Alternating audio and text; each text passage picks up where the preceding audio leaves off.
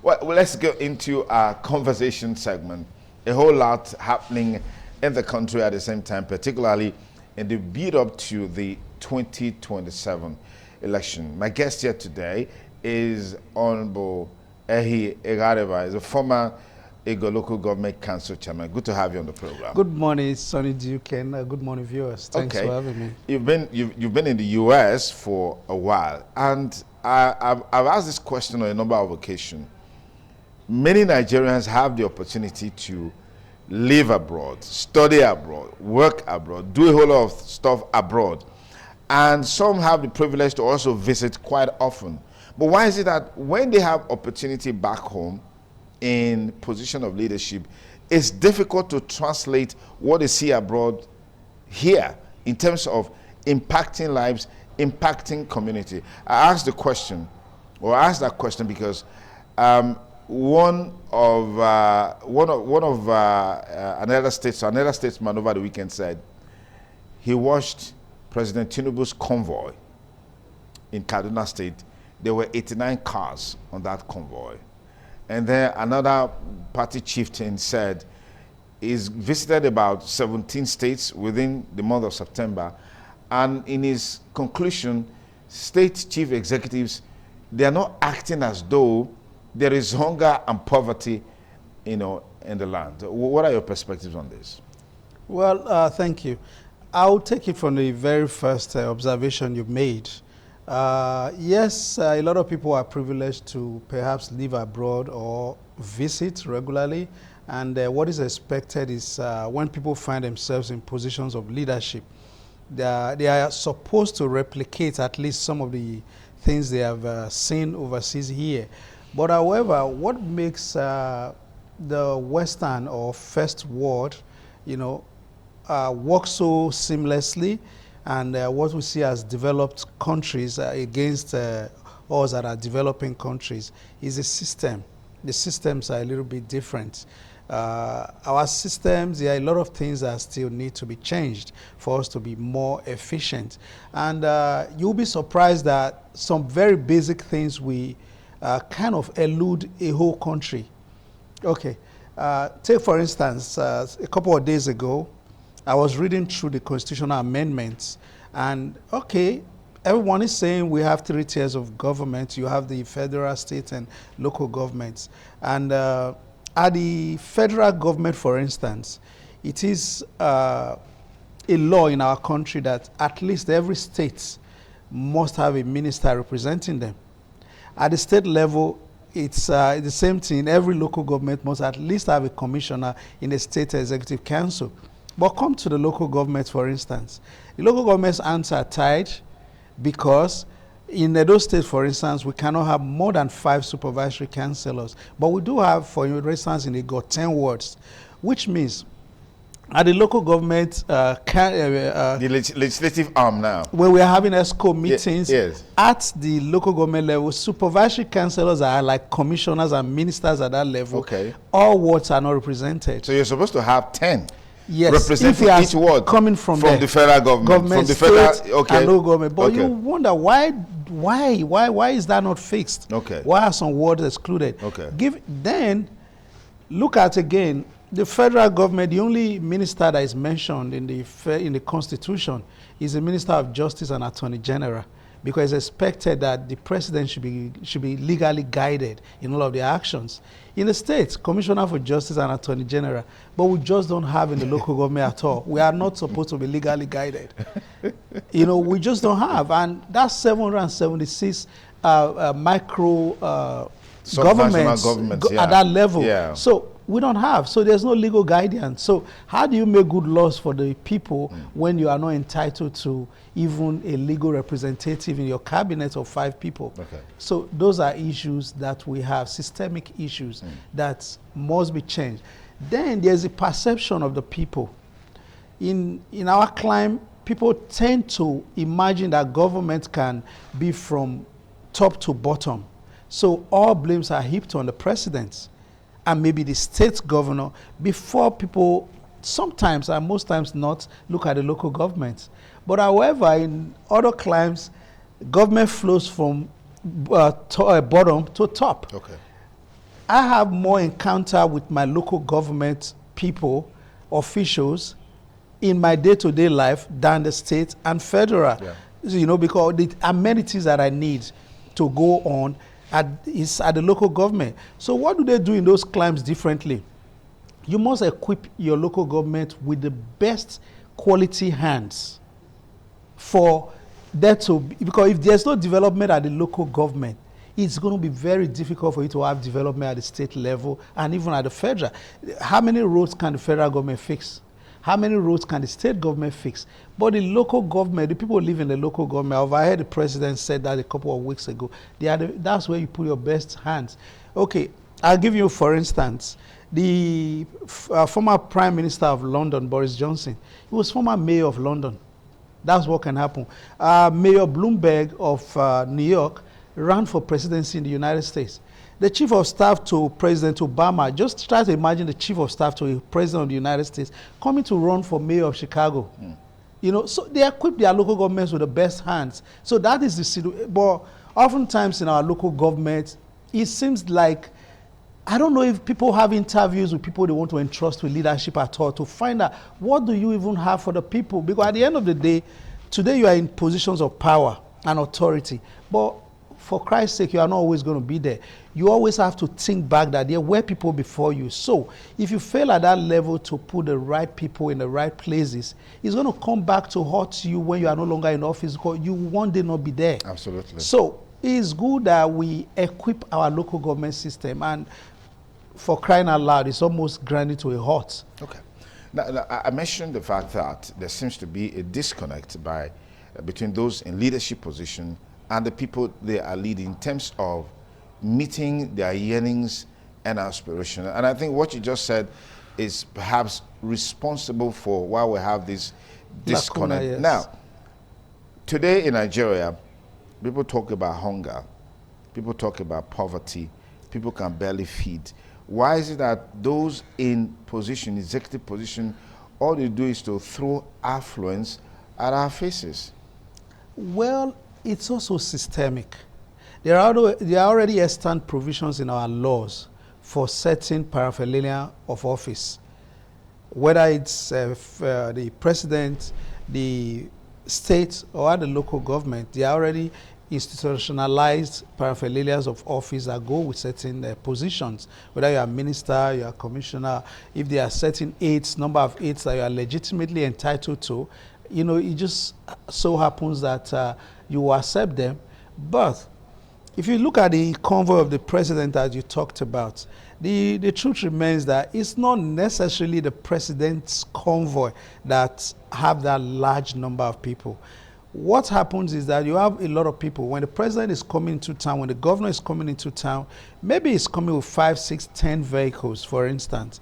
But you now have ministers who are on the convoy. You have some state governors who have gone to join. You have a whole lot of people who joined on their own. They are not a part of the original convoy of the president, but they are just driving along with the president's convoy to be a part of the ceremony. And the way that we organize our protocol is such that the presidential convoy takes up first, the lead, so other people follow. Sometimes you have all the local government chairmen on that convoy in that state. You have all the commissioners because they've been mandated to support the program that the president has come for. So that amount accounts for all the vehicles that are being counted. Not that the president, for instance, is going to move in 80-something cars to be on his convoy in any particular state. I believe that is what most of Okay, now I said that to say, it was a global, event, the visit of President Donald Trump to the UK recently. We saw all the convoys, we saw all the movements and all of that. We didn't have 20 vehicles in the convoy. We didn't have 89 vehicles in the convoy. And you said it's a systemic problem. Can't someone, change the status quo? Can someone do something differently? And that's why I talked about the fact that we go abroad, we say these things, we come back home, we do a practically different thing. Okay, I'll give you an I think we also have security challenges. The way that we secure our VIP protection is not enviable. It's not one of the best. When they protect VIPs, presidents, governors, in those countries, they don't do those close range protection. They protect the area where the VIP is. So it's not, you know, you are going to have snipers on rooftops when the president is visiting. You are going to have proper CCTV surveillance around that area. So then you are going to have people who are ready to move in at the drop of a pin. So the area the president is in is cordoned off and secured. So he moves freely. But in Nigeria, you have people just trooping behind you as a way of securing you, which in essence is not even effective security. Thank God we've not had a breach, you know. You would expect, I mean, Nigeria is about the only country in the world where you have people openly display weapons as a form of VIP protection. Weapons are supposed to be concealed, you know, because it's not even good for their aesthetics for people to see people carrying AK-47 behind a public officer. The information you're passing out there is that your country is not safe.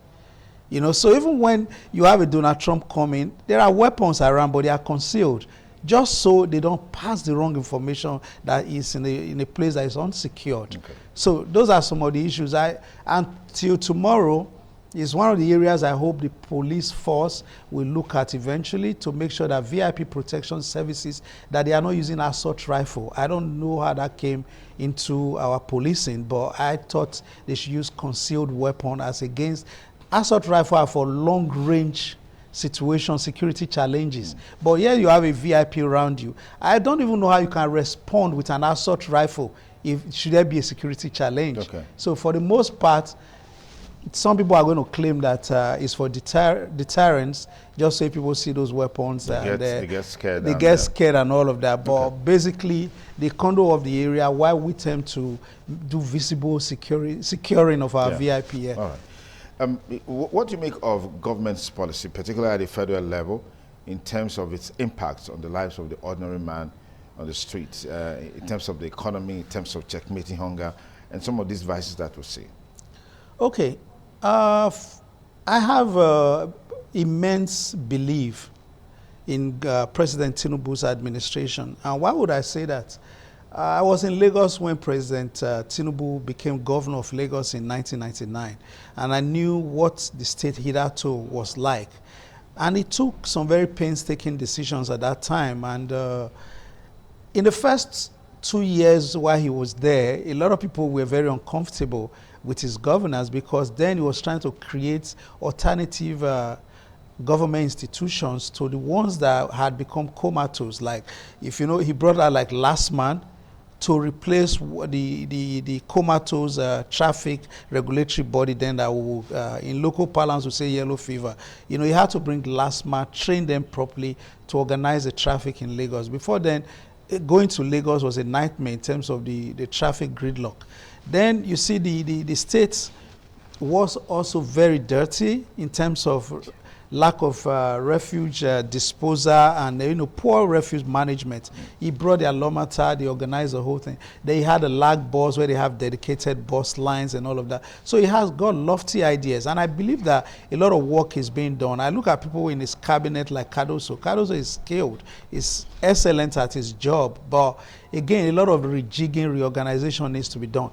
And I was explaining to a friend of mine the other day, I said once I embarked on trying to renovate my house, and just casually they had told me to change the roof, and I really, because they wanted to modernize it, which is like what every Nigerian craves for right now. Yeah. But once they took off the roof, it means they needed to remove the windows as well, the doors. Even the whole electrical fittings had to go down because they are tied to the roof. Yeah. And when I saw the house, it was like I didn't have a house there anymore. It was a carcass. Everything was gone. It was, in fact, it was not for the faint-hearted. You could imagine. I can imagine how Nigerians are feeling at the moment. It looks like the roof, everything has been taken off.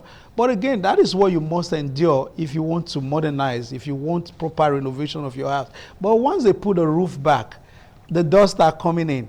Oh, they are putting the electrical fittings, maybe tiling. Then you start, the moments of joy start welling up from within you. And I believe that the president is making a lot of structural changes. Yes, the pains are evident.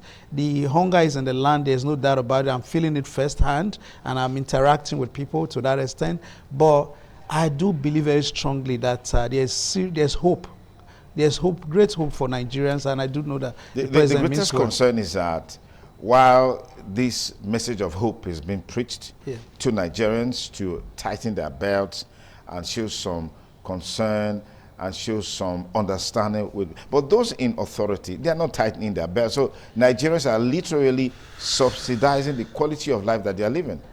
Well, like I said, there are already extant provisions for certain things for federal officials.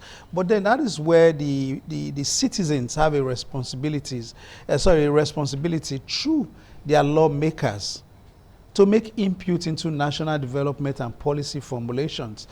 And their lawmakers are supposed to have constituency offices, and you have pressure groups and all of that. Okay. All of these pressure groups can actually insist that certain policies are changed, that they make demands on the government, legitimate demands at that look, you need to prone down on things like this. But sometimes, I mean, we all get caught up in those moments where you just seem to enjoy the paraphernalia of office. But if people really agitated for this, you know, I don't see a lot of the civil rights groups now making any tangible demand on the government to the extent that that can create that kind of change that the people crave. Okay. So with all due respect, I would say the civil rights organizations are also sleeping on their rights. Okay. They are not doing enough on behalf of the people, you know, to make these demands that, you know, people in government, please, can we trim down? There are constitutional amendments going on here and there. They also have to make their inputs. And again, it's a personal choice. You know, I would not want to rub off such things in the face of the people at this moment. Once I'm in office, I would like to, you know, somehow identify with them to an extent, so that that gives them hope to know that their leader is not living at a level that is way higher than theirs. So it's a personal thing at certain times like that. I wouldn't do that. All right. Ehi Egharevba, thank you so much for coming on the program. Thank you very much for having me. I'd love to talk with you again. But I know that you've been around, and so we're going to have more of you. Thank you for this moment. Thank you. Thank you.